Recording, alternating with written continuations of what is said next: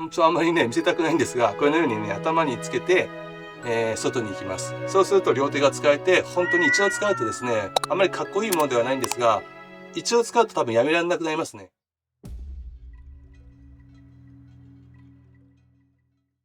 はい、こんにちは。今日はですね、小屋暮らしに必要なもの5選、やっていこうかなと思ったんですが、もうね散々こすってるので、何ですかね、ソーラーパネルとか、薪ストーブとかチェーンソーとか、そういったことを、もしねやってほしいという方がいたらやりたいんですけども、ちょっと散々やっているので心苦しいので、今日はですね、小屋暮らしに必要なニッチなもの5選、やっていきたいなと思います。多分これはあまりやったことなかったのかなと思うので、刺さる人にはね刺さるのかなと思います。では早速ですねやっていきましょう。うちはですね、こういった、これは何つったかな、ブドウかなんかを収穫するカゴだっていう風に聞いてもらったんですけども、こうやってねお水を汲んできてます。飲み水ですね。で汲んできた水を美味しく、こう飲むんですけども、その際にですね、もう何するにしてもこう開けて入れるっていう作業があるので、あんまり伝わりづらいかもしれないんですが、結構大変なんですよね。めんどくさいと。ということで見つけた商品です。はい。はい。水ホルダーです。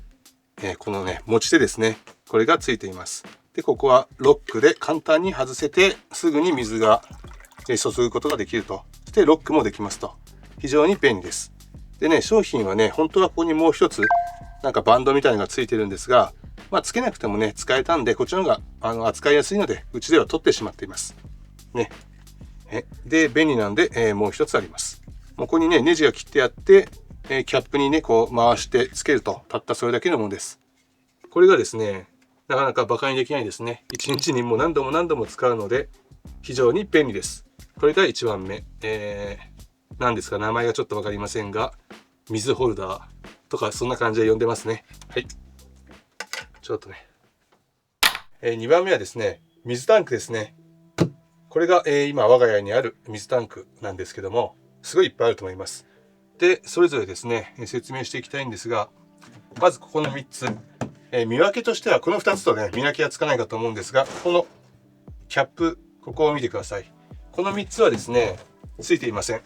この3つは、川に持って行って、お水が薄いタンクがあってですね、薄いタンクの水がないときは、この3つを持ってですね、川に行って、川の水を汲んできて、お風呂ですね。お風呂のために水を汲んでくるもの。1つ20リッターですね。この60リッターを3往復して180リッター汲んでくるという仕事があります。その際に使うのがこの3つですね。そしてほとんど同じもの。この頭が、ここは違うだけのもの。これはですね、薄いタンクの水を入れてお皿とか食器を洗うものですね。これはシンクに持っていって、うまいことですね、これを蛇口につなげて、普通の水道のように使えるようにしてあるので、そんな感じで使います。そして最後、この小さな2つ、黒いところがポイントですね。普段見てくださっている方はわかると思うんですが、これは夏にしか使えません。ここにですね、雨水でも、川の水でもどちらでもいいんですが、満たしてですね、もうキャップスレスレまで入れて外に置いときます。そうすると、仕事が終わった夕方ですね、だいたいね調子がいいとね40度近くまで上がりますね。だいたい30後半から40度近くまで温度が上がるので、十分ですね、頭を洗ったり体を洗ったりすることができます。夏はねそういったことで、冬よりもねよっぽど夏はね清潔に保つことができていますね。これは本当に便利です。はい。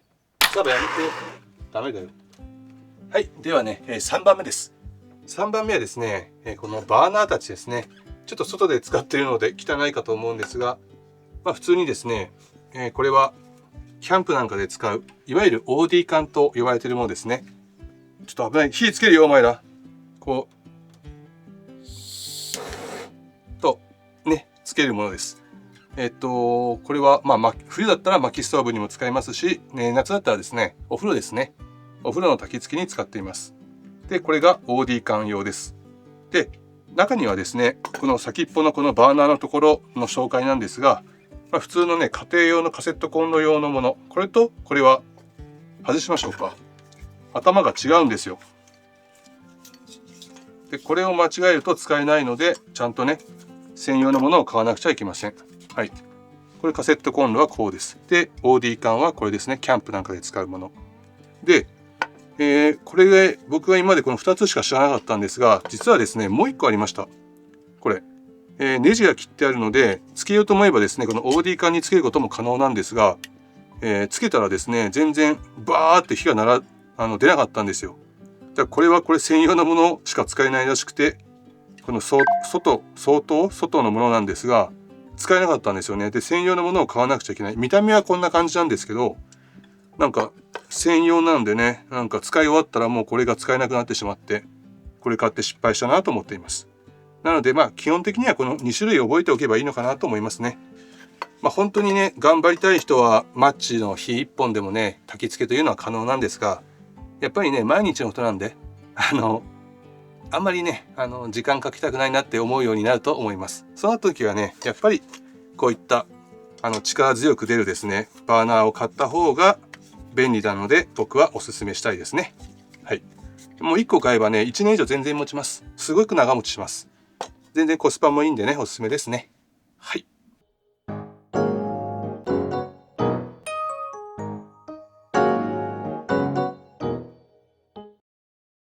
4番目はですね、この、穴のないサンダルです。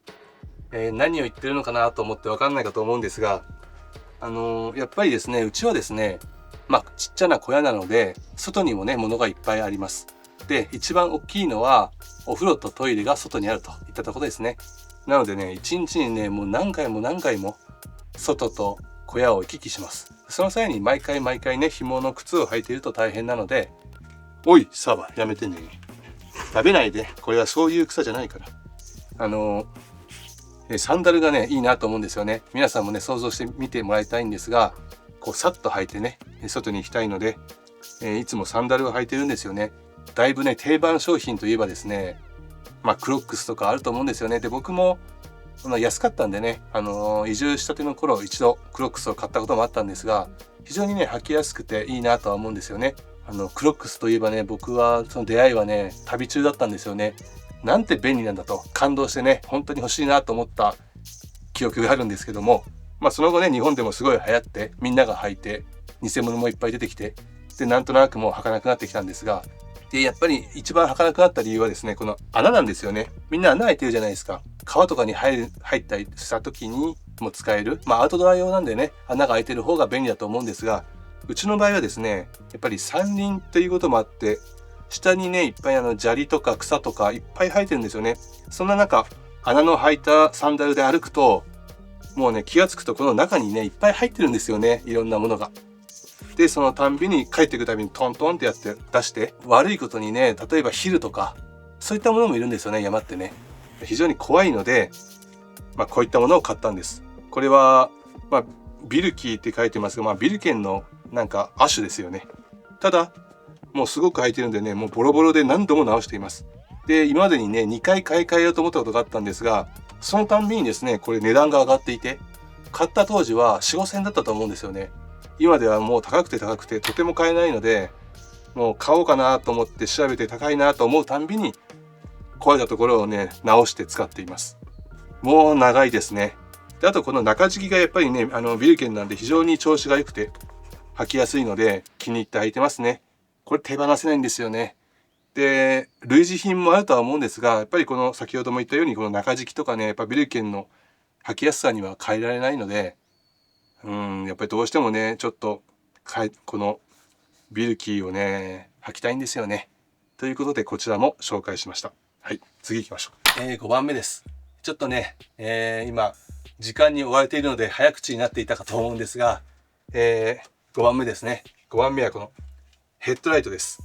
これはね、もう本当にもう移住したところからずっと使っているので本当に汚いんで、これはもうね、5代目とかなんですけども、これはね、なんだ、ペツェルっていいんですか、これ登山用だと思うんですけどね、これはもうボロボロですよね。壊れているんですが、使い続けていて、でね、これを買う前はね、ジェントスっていうものが安くて非常に使いやすかったですね。